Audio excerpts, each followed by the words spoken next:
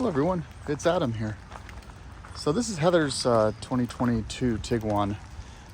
We bought it right after the 2023 started hitting dealer showrooms because the 2023 model year had a slight price increase and I believe different wheels, and that's it. And there's a couple little trim level changes that happened to make the S and the SE models slightly cheaper, or sorry, slightly more valuable. You know, price increase, but the SEL features kind of trickled down, but the SEL didn't receive any changes. So we decided to go ahead and pull the trigger, and came at a really good time, by the way. I think we ended up getting this car in September of 2022 for about 3.15% interest over 50 months or so. So, you know, pretty much the best interest rate we could find at the time, and we have not seen it better since then. We're gonna go ahead and start this guy up. Press that button twice, and that'll be your start beat. Key fob is very, very basic. Nothing at all similar to what my Golf R had. This is a 2022 SEL R-Line Tiguan. Fully loaded. There's nothing else you can really add to this. Has the panoramic sunroof, has the LED, the full LED headlights, the IQ lights from Volkswagen. As you can see there, they're extremely bright. Has the light bar that goes across. That's a light bar right there. And of course has driver's assistance package, lane assist, automatic cruise control, radar, 360-degree camera, which you can see. There's a front camera there. There's a couple others ones underneath the side view mirrors. And let's go ahead and get in there. I'm gonna go open this boot up. So you just hold this to this twice and hold it. And you'll get a couple of beeps, and that boot will open right up like that. One thing that this car did have added was the bumper chrome bumper, which is really nice. It also comes with this luggage cover here, which you can pull up, move down. We added this canvas back liner, which you can see here in the plaid, GTI plaid. These things are great. It's a company out of Minnesota. They do custom fit liners. You can see it has the pass-through there. It's all Velcro based. And what we love about this, not only is it great because the dog will get in the car wet, and it keeps his hair off all of the carpeted surfaces in the back, but it also has this cool thing you can drop down here for the dog getting in and out. I've had canvas backs on the last 4 of my Volkswagens, and I can't imagine having a car without one. As soon as Heather put the order in,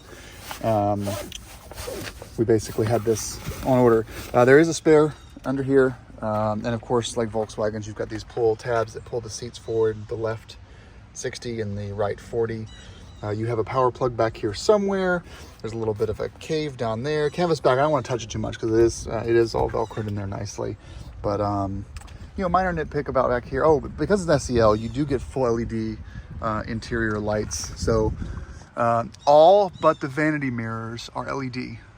So vanity mirrors are not LED, which is kind of a bummer. I think, I'll check again. I think there's only lights, they're LED.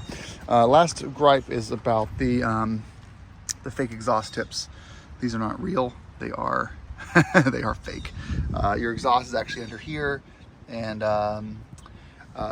small known fact, you can add a tow hitch to this, but you have to do some cutting. So there is a slight, there is a Volkswagen tow kit. It's very, very expensive. And let me go ahead and close this up. It has it has both the motorized boot, but also hands-free, so you can wave your foot underneath the bottom of the hatch, and that'll come up. Oh, and also a couple of neat features over back here, and I'll go back to towing in a second. This no longer pushes out to open it up. The key is under here. But a cool thing is not only do you have a sprayer right here to clean off the rear window, you also have a sprayer under here to clean off the right there to the left of the camera, to clean off the rear view camera, which is really nice. So yeah, Volkswagen took away the rear view camera that was hidden behind the Volkswagen logo. I love that, by the way, because it was always clean. So if you have a Golf or GTI, you had that, or Sportwagen. But now they've moved it down here, which is unfortunate, but at least they give a little sprayer that cleans it off, which it does work, you know, even on a salty day, if you're on salty roads. So back to the towing. Towing is, there is a hitch kit. The only problem with towing on this thing is if you go the Volkswagen route, and get the tow hitch electrics for the hooking up the trailer, you have to take it to a dealer for them to code it into the VIN. And Volkswagen is keeping note of who has towing installed on their Tiguan. Maybe for warranty reasons, I have no idea. But in order for the tow hitch wiring to work, you must have it coded by VIN at your dealer, which is just really unfortunate, honestly. I'll get it eventually. It's in here, is it?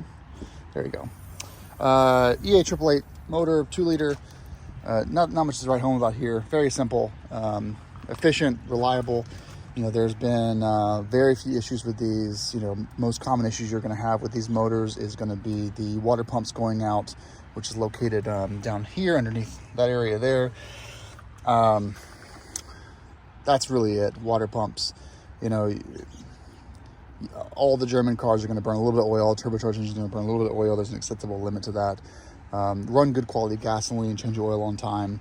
Always, whenever you're changing oil, or at least every 6 months, take a look, make sure your coolant's not dropping below that max line. If it is, you may have a leak, so just start tracking that.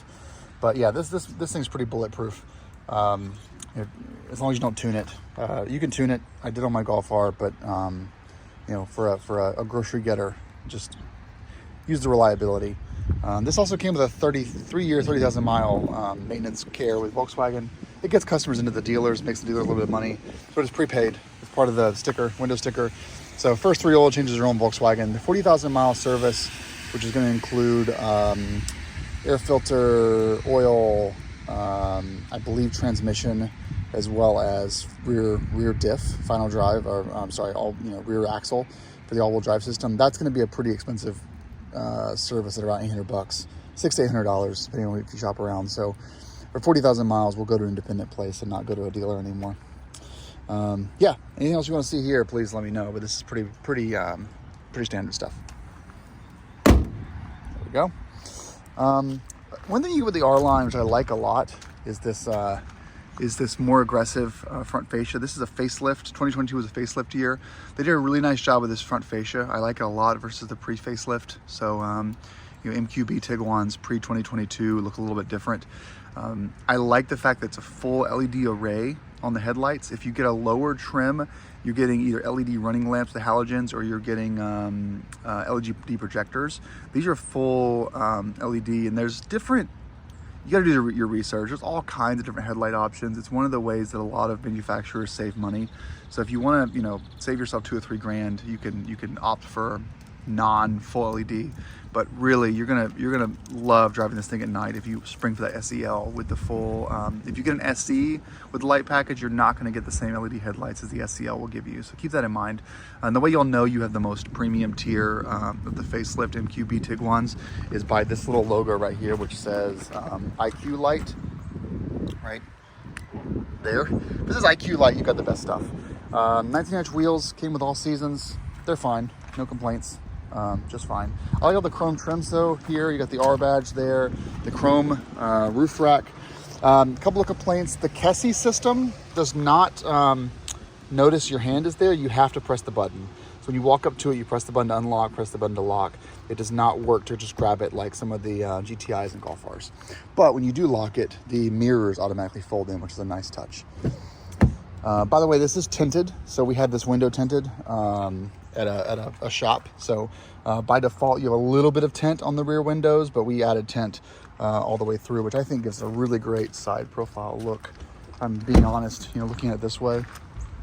I think the window tint is exceptional on this with how we have it configured. It's a ceramic pinnacle tint at like 35%, I think, or 40%.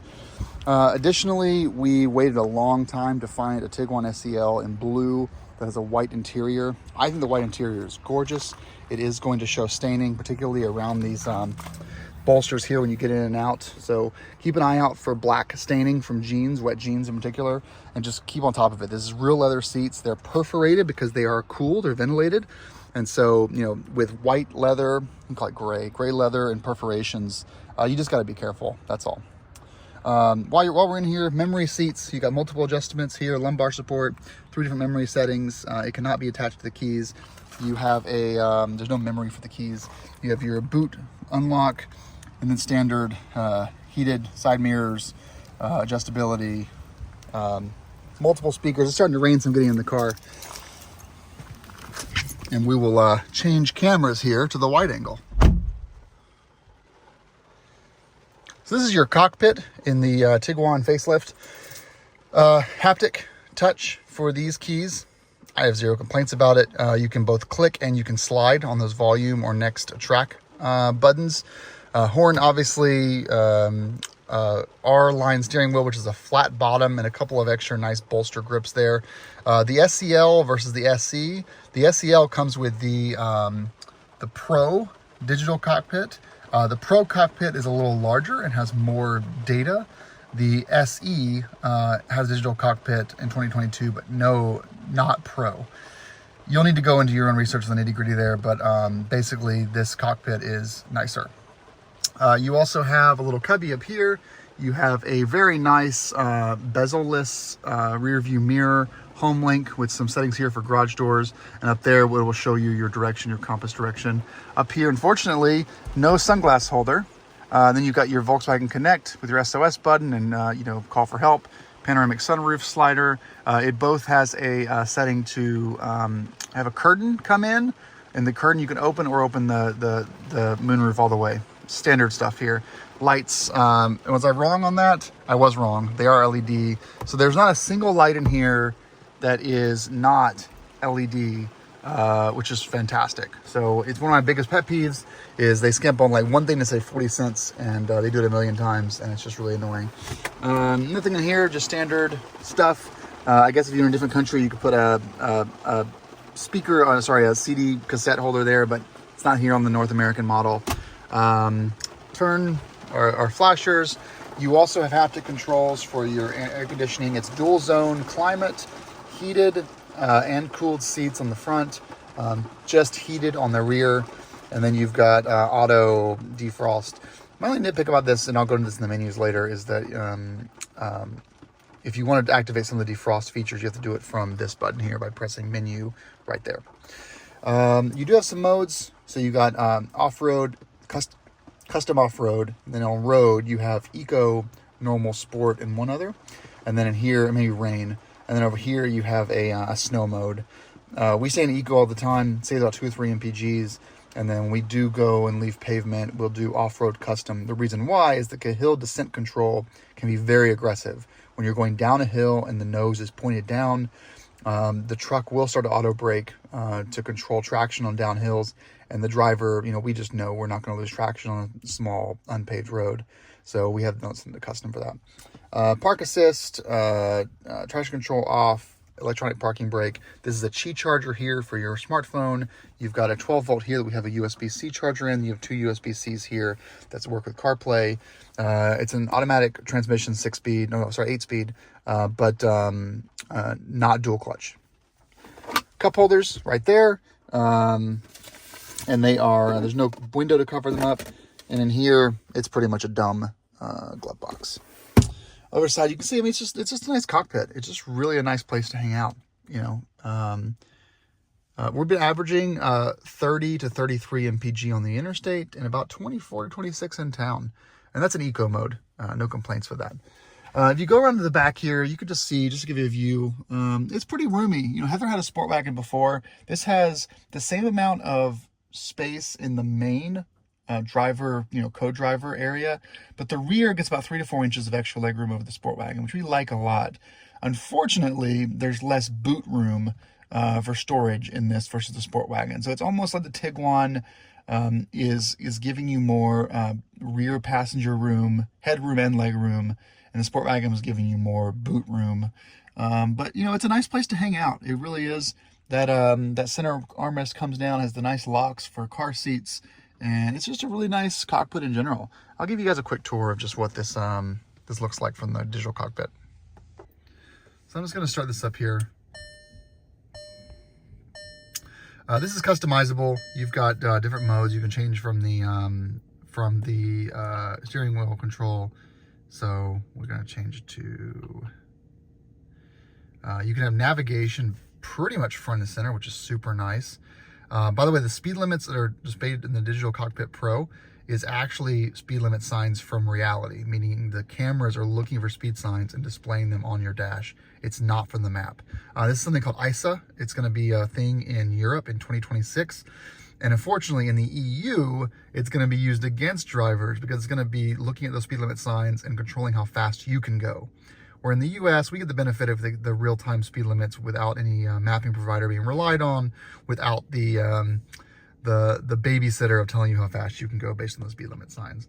So there are a few different options here. You can customize this like crazy. The color is customizable. So you've got all kinds of stuff here you can go through, and yeah. And then over here, standard dash, you've got CarPlay. It's wireless and wired. You've got tons of menus. I would actually recommend you go find someone that goes through all these in a 30-minute video and gives you the whole shebang. Cancel. But it's a nice system. I was going to mention the AC menu. So you can't turn on some of the rear dehumidifier settings. This kind of works, but really you're actually kind of needing to go here and then turn this here, and is it here? Off, auto, no. Let's see if I can press this. Not max. I just want some defrost.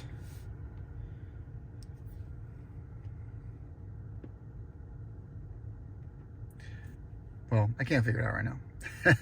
Let me go back to the main area here. So overall thoughts on the vehicle. Oh, here's the 3D camera, by the way, so you can see it. There's your 3D view right there. Thoughts on this car after 9,000 miles or so, right? Yeah, 8,500 miles. Good. It is, I think Heather and I are pretty much in complete agreement. If there was a wagon, an updated wagon for 2020, 2022, that had the newest engine, newest features, the digital dashboard, full LED headlights, wireless CarPlay, all that, she'd be in a wagon right now. The Tiguan is a good value at the low end, and an excellent value at the high end, because you're basically getting a lot of the features that are in the Blazer, the mid-size Cadillac, the Audi Q3 and A4 wagons. You're just getting a lot of the same features. Even the Volvo XC40, you're getting a lot of the same features for about, on average, 10 to 20 grand less. So this vehicle, as equipped, was $39,000. It's just a hell of a deal to get this under sub 40.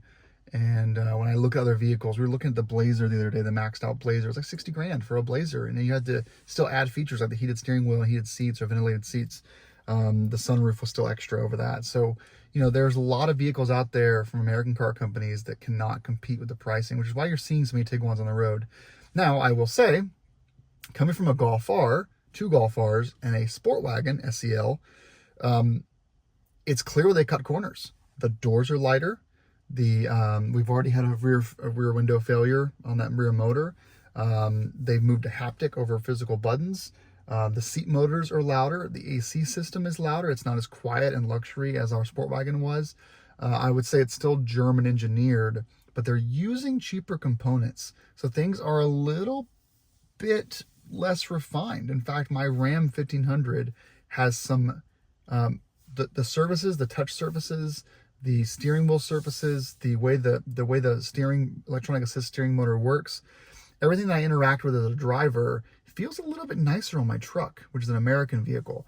And so, you know, we feel like this, and it's also, this Tiguan's a little underpowered for the weight it has too. So, you know, it's a great upgrade, it's a great car, but coming from, you know, 2010 to 2020 era Volkswagens, this has cut some corners. But I don't think it'll be a problem with reliability. I just think that they wanted to hit a price point of like starting at 30 grand or so, and they did it by saving some money in materials. But that's it for me, 15-minute video or so. Thanks for watching, everyone, and hope you get a new vehicle this year. Although be careful with interest rates, it's crazy right now. All right, be safe, everyone. Take care.